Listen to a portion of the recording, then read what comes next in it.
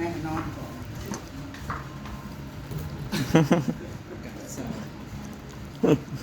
แม่สิปิ้งกอกปิ้งเป็ดปิ้งไก่กัน ยังพระจับดูได้ไม่เชียวยังพระจับจำหนึ่งกัดว่าสิว่าสิไปจับแล้วเป็ดน่ะเมื่อคิดว่าล้อมเจ้ามาก่อนรอบกระพีรอบพีคนมาก่อนถ้ามาเด้อคือใหม่ดีแท้เฮ้ยคือเกี่ยมดีแท้ซ้อมพอครัวบสุกสวัสดีพี่น้องสวัสดีอีกแล้วพักกมัดแดงงานศพนอดจ้าให้เพิ่น2 คนครัวเป็ดถ่าเพิ่นเอามาลากันนอนตากลมอันห่อนๆอยู่เนี่ยลูกแล้วลูกมาง่องมาแง่คือทรงเบิดสภาพแกนอนย่ำใดบ่ทันเราไปเบิ่งเลยตัวเป็ดเอาคือย่างแนวนั้นย่างนั้นนี่มีพี่รูดใดเจ็บเหรอเจ็บแอวท่อนลายก็จะย่างมีพี่รูดอะไรมุ่งว่าวสงสัยอะไรกว่าเป็นอะไรเดี๋ยวนี้นะไอ้สารเพื่อนเล่นไปเล่นอ้าวกระทำพอถึงกระทำแต่ว่าไม่ถามครับผมครับว่าแล้วใดจ้ะเมื่อไหร่ก็คือเต็มปากเต็มคำอยู่พอว่าอีเลยคือเก่าอีเลยเฮ้ยมึงน่ะตัวกูว่าไม่ย่างตัวเปลือกเปลือกมากก็ไม่หมดเสียวแล้วตัวให้ปากกระบะเนื้อเม็ดแล้วเราจะไปพุดโคมน้ำมันเสียวแม่โอ้ยหลอดบ่เนาะหลอดบ่เนาะเช็คข่าวไม่ไงข้าวมื้อบ่พุ่นหน้าโลพุ่นมันโตใหญ่แล้วไม่ให้หน้าขนาด5 โมงถ้าไปคุดในช่วง5 โมงไปคุดแข่งกันเดซิวา2 คู่นั้นไปขุดแข่งกันว่าใครจะได้เยอะเนี่ยบลาจะมาขับว่าวแล้วกันเนาะทีนี้ตอนว่าเขาแก่กันที่เกิดตายในเกี่ยวไฟนะพอยิ่งไม่ใช่แถวมีนางมืออะไรมันจะแสน้ำแดงมือนะค่ะแล้วมันเป็นคือเป็นบ่ซ่วงบ่ซื่นเนาะบ่ได้รับได้นอนบ่เจ้านะ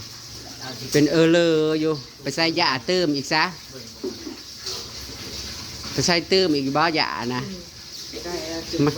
มันครบเลยครบพันแห้งกับเลยบ่โอ้ยจะใส่ยาอย่างขนาดนั้นใส่ยาพี่บ้าให้แล้วกินค่อยบ่อิ่มโหก็ยอมแล้วคนว่ากันมันขึ้นว่ากินค่อยบ่อิ่มกินอะไรจังสิให้มันอิ่มบาดมันก็มีอิ่มบ่เฮ้ยมันบ่ได้จักอิ่มบายมันบ่ได้อิ่มคือกินข้าวนะ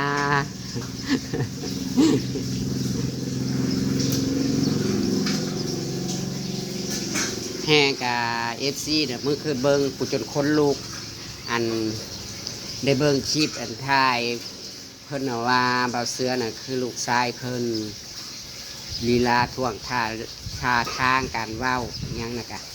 คือเพราะว่าลูกเราก็เป็นแบบนี้แม่นบ่เราน่ะป่วยติดเตียงอยู่เรื่องของเรื่องอันเพราะว่าได้เบิ่งคลิปที่มืองานวันเกิดนะบ่เลยเพราะว่าลูกได้มากินข้าวกินน้ำเพราะว่ามึงสิว่าอะไรซะอันนี้แล้วก็จะว่าน้ำกูเลยเอาคือใหม่แท้สตัวสตัวคนลูกแต่ว่าจากที่ว่าป่วยติดเตียงมาหลายปีนะเพิ่นน่ะมากบันบัดเดี๋ยวว่าอยากคือลูกชายเพิ่นนั่นเลยคิดฮอดลูกชายสินะลูกชายเพิ่นเสียแล้วก็ท่านว่าเสียกันต้องลงปลงใจสิมาเป็นแม่งานให้เลยก็สิถามอยู่ดอกเจ้านั่นมันมากได้ระดับนี้ มันสีลงร้านตัวใหญ่เลยได้ที่เดียวที่ดำช่วยต่อ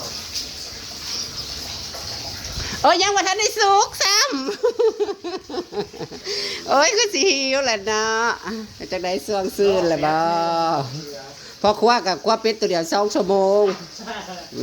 จังเว้ยเพื่อจะสิเนี่ยไปสิกินตัวสิเนี่ย บ่เสือเจ้าฮู้โตบ่ว่าเจ้าน่ะสามารถเฮ็ดให้ผู้ป่วยติดเตียงน่ะลุกขึ้นมากินข้าวกินน้ำได้เจ้าฮู้โตบ่ฮะฮะเอฟซีที่เพิ่นอันมันอาจจะจื้ออยู่บ่จื้อแท้นะอลีจะเห็ดอย่างแน่ชื่อว่าเห็ดยาลงไปฮะเจ้านอนอยู่ใส่นอนอยู่ห้องเลยอามาลานอนอยู่ใส่นอนอยู่ห้องแล้วอามาลานอนอยู่ใส่เข้าไปนอนอยู่ห้องมันเข่าทางใด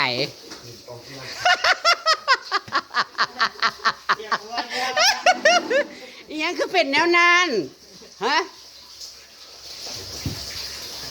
เจ้าลูกแกดำจะเป็นเกี่ยวและคือเลิกไว้แทบมื้อนั้นน่ะก็ข้างนอกนะคนครอนตื้นแถวเตียงแถวโซฟาจังเนาะจื้อได้อยู่เด้อเพิ่นว่าประเทศอีหยังเพิ่นจื้อได้อยู่บ่แม่นว่าเมาแล้วบ่จื้อหยังคืออำมาลาเด้อจ้าเพิ่นจื้ออยู่เจ้าสิเฮ็ดแจ่วบ่แจ่วตับบ่จี้บ่พริกอ้าวให้ไทยบ่าวไทยเวียงเฮ็ดแจ่วรสจะแซ่บเอาโคกมาให้แน่จ้ะยายนี่โคกหน่อยคั่วข่อยกะสิแคบในจักด้อยพอแล้วน้ำนะโอ้ยไปส่งสกันกับฮ้อนว่าสันเปิดแอร์ไว้อยู่เฮ้ยขับไปยุทธาอยู่ห้องแอร์พอดิ้งอยู่บ่มื้อนี้นะฮะภาษีถามเนาะภาษีถามแขกหอมบัวบ่ให้เบาเสือตำเจลย่างเป็ดจ้ามื้อนี้ย่างเป็ดน้อยพอบนั่นมันฮอนผ่าข่าวแล้วนี่ต้องตื่นเช่นตอนนี้จะคอยกินแซ่บฮะกะทิแต่ว่าแขกใส่ไปให้มากกับน้องต้อนรับแต่ว่าเป็นประเพณีอุ้ยมั่นใจเหลือเกินได้งามกับบริงามนั่งกองดาบใส่ภาษาบริเวณเด้อ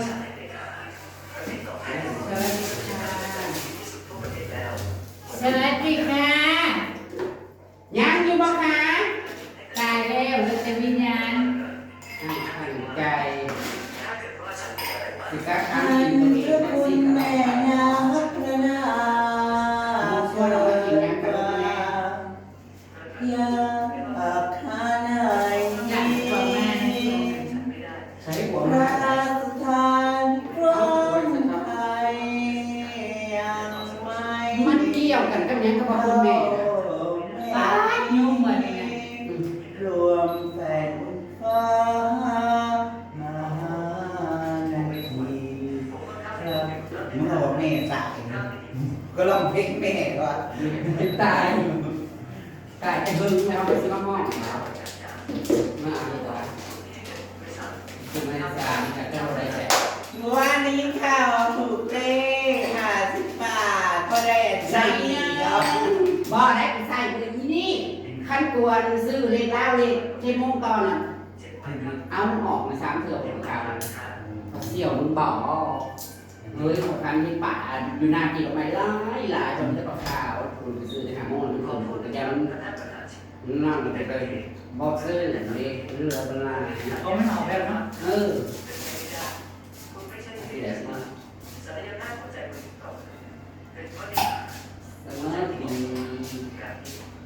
จะกินเบียร์หรือเปล่าจ้าน้อยเย็นว่านั่งในวงเราวงเหยียบมากินเบียร์กินเบียร์บอกกินเบียร์แล้วมาเอาเสื้อมา ต่ำจอกแม่เมื่อนั้นไปยังกินบริอิ่มเลยแต่ยัง ทำได้ไง ขอก็ที่แรกเขาว่าสิอยู่จนแจ้งกูจะกินยังจ้าเวลาแขกได้ไหมหรือว่าเพิ่นอยากคือนอนเดาเขาบอกว่าไม่อยากว่าอะไรน้องเรา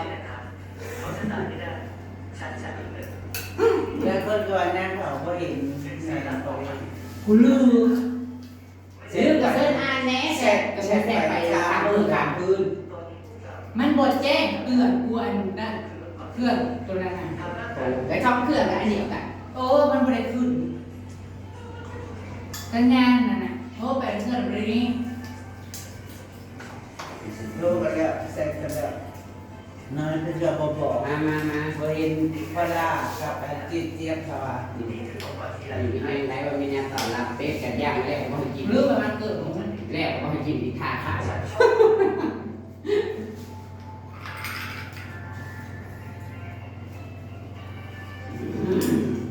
เมื่อแม่จะกินนั่งเราเป็นเนาะหรือ ถามดาวมันจะเป็นเนี่ยจะเป็นอย่างคอยกระลังม่วนเอาตอบเลยแหละจะพูดจังว่าปึ้งปังแม่บ่มันเป็นอะไรมันเป็นอะไรในจิตใจนี่แต่ก็ได้เป็นอย่างพิการไม่ได้ไม่ได้พิการเหมือนว่าเป็นนักผู้ขอมันจะที่เป็นลายพิการ เดี๋ยวบอกว่ามันมาแน่นอน แล้วลืมสั่งถ้าข่าวพี่น้องเอ้ยจีเป็ดแล้วเรียบร้อยก็เสื้อจำเจ้าประมาณสุวรรณีก็ไม่ได้เบิ่งข่าวทั้งนี้มันก็มัดได้อันนึง จันทร์เนาะ เองคือมันจะเองไว้ยังใช้ท้องไปยุงเราปุ๊บอยู่ไว้ เนี่ยจะเป็นยังไง จับ เอา ตา อารมณ์ของเขาเปิดเนี่ย เปิดประตูก็ไม่ออกไป เปิดก็กินเขาแต่หนึ่งก็ไม่กิน ฮะ มันก็ยังไม่กิน ว่าให้ยุ่งไม่ออกไป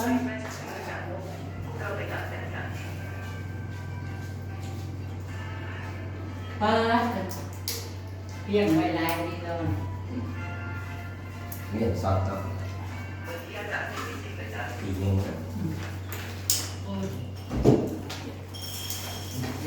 ลงเสร็จเลย แล้วเสื้อผ้าจะออกบ้านอีกแล้วมาแต่กระติบดีที่โรงเรียนเราก็เลยมาพี่น้องอีแกมแต่เบาเสือมาแต่บ้านกับว่าท่านเลยมาเห็นนั่งซีเถื่อนแล้วกันเนาะนะคือแบบหลายๆคนว่าเนี่ยว่าถ้าเราเป็นท้ายที่ท้ายกินแน่ประมาณนี้ ไปบ้าคุดไม่กี่โฟมไม่ได้ให้คุดดอกยาง สมยู ส้มจิ๋วว่าแห้งในหน้ากันส้มจิ๋วว่าแห้ง ไป เดี๋ยวสองมีเพื่อนหนึ่งฮะสองเดี๋ยวสองเด้อเดี๋ยวหนึ่ง2 ขวดเอาไหนมาเนี่ย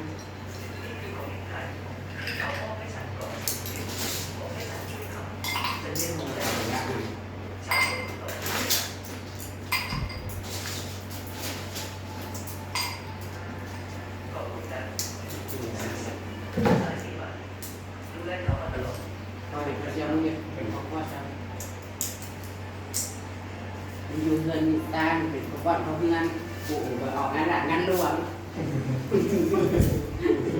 ออกงานหลังงานหลวง มันจะปิดในทุกเดือน นั่งเราไปนั่งเรานั่งอยู่เพื่อนสักผาส่วนเมียนี่ออกงานหลังงานหลวงเจ็บเรียกใครให้ใครหน้า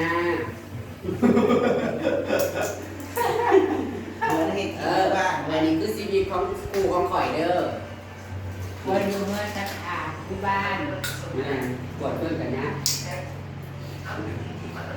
อันนั้นเป็นเรียกสักกี่ขาที่สุดก่อน อันนี้เบียดกันเนาะนี่นะเฮ็ดได้อันสักผ่านฉะนั้นมีเพิ่นจะกะกินข้าวก็อันนั้นเนาะ รอบเข่าแป๊บหนึ่ง แต่บทนั่นเรื่องราคาเนี่ยตั้งแต่ท่านอยู่เป็นพิจารณา วันนั้น โดนเพื่อคือบริษัทตัวตัวอาจารย์มันบริษัทมันบริษัทจ้าการแต่เอาเหตุการณ์เอาเหตุเนาะคือคนแรกไม่ใช่คนแรกจังพอมันแล้วอ่ะไปย่อเริ่มย่ออาจารย์ต่าง คือข้างบนข้างล่างมัน บนหน้ากำลังมันออก33บัตรด้วยเล่า นี่คือเล็กมาด้วยพี่น้องเฮ้ยกับเล็กงูเป็นพูดแทนตีเห็นงู ไม่น้อยบ่ ข้างน้อยแล้วนี่คือนี่สั่นกระสอบพันแล้วได้ไปได้สั่นกระสอบประมาณหน่อยละท้องตกเลยสิเอามาเรียนมาเถอะเบิ่งกับมาเถอะน้อยๆสังแกนนี่ กี่เล็กเรา คือนะบ่ละเอียดเล็กล่างเขาบริสุทธิ์ต่อมันออก81อยู่ข้างล่าง บุญจิต เราต่อมันเพื่อ ผู้ซื้อสี่เก้าเก้าเก้า มันช่วยควายกับกระปุกมันต่างกันเนี่ยคือก็ยังใช้อยู่นะมันติดตัวออกทั้งลงทั้งล่างแต่ว่าไปส่งพยาบาลอายุแล้ว65 ปี65 ปี มือเด็กไทยนะพักกันโลกคนเป็นอยู่นางนะเบ้าประชดประชัน แม่คือน้ำมันละคือน้ำคือยังกับว่าโอ้ยบอกเลยว่าแบบเสียกับซิโลแมกซื้อก็เรียกซื้ออะไรแบบนี้น้ำก็ซื้ออะไรอย่างนี้ เราเชื้อไฮโซ จะเป็นเสือไฮโซค่ะเฮ้ย จะเป็นชื่อน้อยเนาะ เนาะจะรอดอ่ะคือโฮจะเพื่อนถึงหมอรอดอ่ะ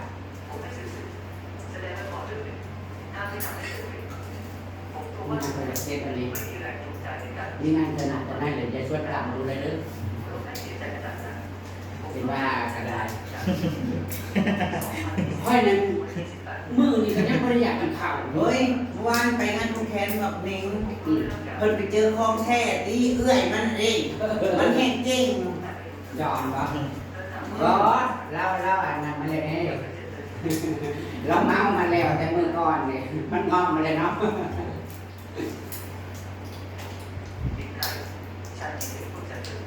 สีกาแท็กสัมผัสนะมาหลายว่าบางเสือเราเมาหรือเปล่าเราคือเห็นอย่างนั้นลงไปมือนั้นจืดอยู่บ่จืดเลยเบิร์นนะคะบุญเป็นบาสีบ้าน้องตอนมุ่งตอนเมาสิบอโทรมากินเหล้าแล้วจังโทรหาเอิ้นให้มาเป็นเพื่อนแก้เหงามองเพลงเลยมันกำลังคอมาขึ้นเป็นได้ห้องเซบาสเตียนเลยบอกว่ากับติ๊กห้องเพลงซื้อบ่มีดีมีสิบ่คิดฮอดเฮาฮักน้องก็ไม่อยากจะเล่าเฮาแต่ได้เอิ้นว่าเก่า เนี่ยให้อยู่อีสานเราเสือ ใจเอา เนี่ย ขอใช้แล้วขอใช้แล้วงานบ่เมาโทรหาก็บ่รับสายฝากข้อความก็เงียบหายถ้าว่าไปอยู่ใจได้ เขามีสติอยู่เขาไม่ได้เมา รักพอแล้วมาแล้วก็อ่านกาเฮ็ดกาทำการแสดงต้องทำใจต้องมีปัญญาเปิดใส่แน่บ่มันคืออะไรงานมูดดิมันสิเว้าคล่องเลยเนาะคอยคือการทำเป็นเปลี่ยนให้เว้าคล่องไอ้ที่เปลี่ยนโอ้ยไปมาได้ก็ว่าเป็นน้ำใจเบิดน้ำบ่อุ้ยนั่นข่าวว่าไปมันน่ะม่วนกับจ้อกดครู จะได้รับหนีบ่ ก็ได้ลากหนีหนีแต่ว่าเนาะเอาไปได้กันต่ำเอาไปได้กันต่ำ โมเมน โบแมนวันนี้นี่คือโบแมนว่ามูโบแมนว่าโบม่วนใดม่วนแต่มันคือโบโลก เส้นแซ่บค่ะกินข้าวเด้อพี่น้องเด้อปิ้งเป็ดเด้อมื้อนี้เด้อต้อนรับบ่าวเสือมาเล่นมาเที่ยว สวัสดีจ้า ส่วน มาจะไปผูกแขนเลยเวลี่ทีจ้ายังไม่ได้ ยังอยู่ จ้ายังอยู่จ้าไก่ในกระบุกเสี่ยวแล้วบุญพาบุญบนมาแล้วจ้าไก่เซียนหน้าแล้วจ้า ให้มันตกมาแน่ คอยกันยังไปยังไงตรงแล้วคอยยังไม่ได้จูกินเหยื่อมันสีใส่มันว่าสิออกไปใส่มือนี่บัดค่าดอกเขาบอกผูกแขนแล้วก็เอาผูกแขนเขาเมื่อนี้แล้วสิออกไปจูกินเหยื่อมือจะสีไทย อันปิ้งแล้วแต่หึงผัดมาล่อเข่าพี่น้อง แห้งกินเลย มาแต่แม่ตั้มมากินมาลูก เขาอิ่มแล้ว อิ่มไหวแท้กินเฮ้ยเด้น่ะปิ้งเป็ดน่ะปิ้งเป็ดตัวแม่บ่แม่นปิ้งเป็ดตัวผู้ดอกแซ่บแซ่บแซ่บแซ่บ มือนี้นักร้องไทยกับมาจินตนาคู่ลาบ จิตรลักษณ์คุยลาบกินมึงแน่จะค ถ้าเด็กบอกมันอันนี้ก็ยากและเติบ ง่าย ำแล้วต้องให้บุ๊กฮอดที่ฮอดห้องเนาะ นี่ นี่ เนาะนักร้องดังเลยเนาะ นั่นก็ยิ่งพอสมควรได้สำนึงนะบ่ได้ออกมาเว่าน้ำคนบ่ เพราะนั่งจะออกได้แต่เพิ่งไปที่ปากหน้าว่าเลยเนาะ แต่ทำกับที่รถคือมาเหรียญน้ำมูก การอื่นไปหาต้องมีขั้นหาหรือขั้นแปดเขียนมา คนหูจ้าคนเด็กกับว่าก็ได้ที่แพ้เขาวงเองจ้า ใช้น้อยเย็นเอาด้วยน้ำนะเอาเพิ่นได้ทางนี้ก็ปลาขาวปลาน้ำแล้วเบาเสือเอ้ยต่ำจอกกับเบาเสือตั้งแต่มื้อนั้นมาบ่กินข้าวกินน้ำเลย กินข้าวบ่ได้ว่าอลี เฮ้ยปิ๊กเป็นแต่ห้าเฮ้ย บ่พอเจียวมึงขาเอา บอกเร็วเป็นแต่ห้า บ่มีเด้อ คนอยากเข้าสมุกในซี จำบอกแบบอธิบายก่อนเลยใกล้นะถ้ามันแต่ห้าเขาจะกินได้ตัวได้โป่งนะกระดึงอยู่ จะอีหยังบ้านมึงเพิ่นเอาไปหาถิ่มมองหมู่บ่ตาย ที่ว่าไปทิมยูโคมันยังใครมาทิมในแจวหัวในหนาบ้านก็ได้ซอกตัวใส่ต้องอย่างมากก็จะก้อยยู โอ้ย แล้วแหกก็จะไปก้อยเข้ามาค่ะมาที่ไหนเนี่ยเอาไก่เขาทงได้ มาเลยหิวมา มาคือเอาไก่เขาทงได้ค่ะ เอาฟังเนาะนะคือฟัง เฮ้ยจุดก็ได้เลย มันก็ตายแล้ววะผมมาปล่อยเชียวห้องหมูบ่ตายก็อ้าวมึงของกูบ่ตายมึงก็ต้องตาย ขึ้นเร็วเร็ว เพราะหมูกับใต้เหรอ กินไม่น่ากินจะร้องเพลงแต่ผมจะร้องดัง มีแต่ไม้บ่มีลำโพง แล้วพวกกับญี่ปุ่นเนาะ ห้องในดอก เอาที่ดอกอาจจะกินหน้าเนี่ยเขาเก่ง นั่งห้องได้นั่น ๆ ผู้สืบทอด ขึ้นมาเลย ผู้สืบทอดอันนั้นน่ะแซ่บอยู่บ่ แต่ก็ มึงมาก็แบบมึงมาก็แบบแกคนโทรมาแบบถ้าไปพร้อมกันบางเลยเราจะถ้าว่าแกมากินเป็ดเองมันแล้วที่มึงว่า แล้วมึงมีกินบอก กินได้เป็ดคอนสิเบิร์ดเลยได้เหลือจักโตใน3-4โตยังคนช่วยห้วยอยู่ โอ้ยเอาไปกินวันไหน มากินนั่นว่านข้าวบ่พอได้ขายดอก เฮ้ยเมื่อนี้มันยังได้หน้าดีเด็กกระเด็ด กะว่านอ้าว ว่านี่ไม่เกี่ยว อืม บ่อยากเห็นหน้าได้ยันดำดี เขาจะได้ไปหาเฮ็ดเอ็มบีเนาะหูปาก ยันดำได้บอกเลย ย่านดำตายอิหยังดำหน้าเกี้ยดำหน้าน่ะแทบสิบ่จักนุ่งฮอดซึกอ่ะผู้คันดำหน้าก็ได้ เอามันจะมียัน ไม่คนเลยได้ได้ บ่ดำมัน เก็บกล้าหาญ ปีนี้เป็นสีนุ่มเป็นตุ่มน้อยดำหน้ามันจะบ่อยากตุ้มแต่ยินแต่ปีกายนี่มา ผู้คันเว้าแล้วนี่นะเว้าลั่นแล้วผัวมันแรงมันบ่ตกหรอกคนน่ะบ่ได้ว่าคนเพิ่นบ่เที่ยว ใจมันเป็นบ้านหน้าเนาะ คนฮอดบ่เที่ยวปีนี้ ใส่ นะ ชุดเพื่อนนะ เฮ้ย มันสิใส่ชุดคือแบบ สุด นั้ อั น น น่ะ ปีกบางมาตัวเอาไว้ให้เดี๋ยวจะมาผักลูกต่อไปเลยโอ้ย น้องยังปีกบาง ปีสุดปีกบางอันนี้สุดนั่งนั่น อ๋อพอดีบ่ใส่อย่างงาม ลำใส่ต่อไปก็มีแค่ไรดอกปองเหลื่อมนะโอ้ยเป็นจะบ่มีสุดสูง ผู้ชายย่อว่างามอยู่ส่วนสูงกับมันบ่มีไส้เฮ้ยตีนเจ้าน่ะมันบ่ ว่า จุ่ม ตีนก่อนนะซ้ำตีนกล้วย ตีนแง้มตีนแง้มปัดตีนคุ้ย เอาไปเดี๋ยวแบกตุ่มสักเกินหนึ่งนะ มื้อนี้อยากคือคนตกเนาะ บ่มีสดน้ำกินน้ำเบียร์ลองคอเอา สิต้มเป็นยังบ่เสียวแต่ปิ้งเลยเนี่ยบ่มีผู้กินก่อนเว้นอยากก็อีก ไปดูสิกินแห้งอันนี้นะ อ้าวอีกแล้วเพิ่นเอาโพไปนั่น แล้วผมกิน โพไปนั่นไปอีกแล้วไปสิอยากเอายัง บังคับครูเคนเข้าไปบ่ บ่ได้บังคับแล้ว แม่นบ่ ดินมืดน้องน่ะต่อมาบ่ได้บังคับดินมืดมันก็มาแล้ว น่ะมันตาเสือกใส่มันมา แม่นบ่นุ่นบักนุ่น ขึ้นมาเด้อมันรอบ่ขึ้นเลยถ่ายได้สิลงไปแล้วมันก็รีบขึ้นมา เขา ของแม่เป็นสิ่งแม่ได้ขึ้นมาเด้อว่าเสียงแทงใช่ครับ ใส่สองคนไปใส่สัตว์ สองคนใส่แต่แท้กับไปแล้วเป็นโป้ก่อนเป็นโป้ก่อนก่อนไปนะ